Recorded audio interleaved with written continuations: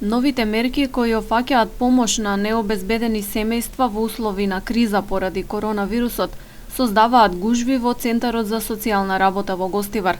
Дневно за минимална помош на домаќинства кои останале без приход се пријавуваат по 80 на лица.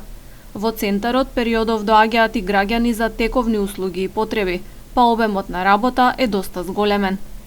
Службите засега сами се грижат за спроведување на ред и се трудат да се избегне истовремено влегување на поголеми групи луѓе внатре во просториите.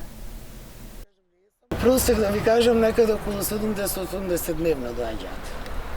А условите се да немаат никакви приходи во семејството и да се наоѓаат во положба на социјален ризик. Ако ние сами не воспоставиме ред, може би внатре да се најдат и по 50 луѓе во ходникот. А ние сами го воспоставаме редот, двајца се на шалтер, еден е на врата, помалку странки да влегуваат, и во нивни интерес, и во наш, да се запазиме, да се заштитиме и така.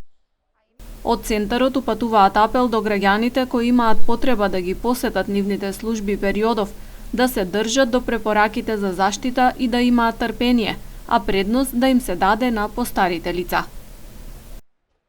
Постарите лица што аплицираат за социјална пензија, што може да се движат од 10 до 12, треба тие да имаат предност сега во овој момент. Тие да ги донесат документите, бидејќи тоа е ново право со новиот закон за социјална заштита, социјална сигурност за стари лица.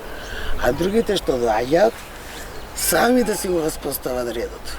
И ние сме тука да се потрудиме тоа да го направиме, но сепак и за нивна заштита, и за наша, и за нивните семејства, и за нивните деца, треба ред да се направи. Барем оддалеченост да има, ако немаат заштитни маски и ракавици.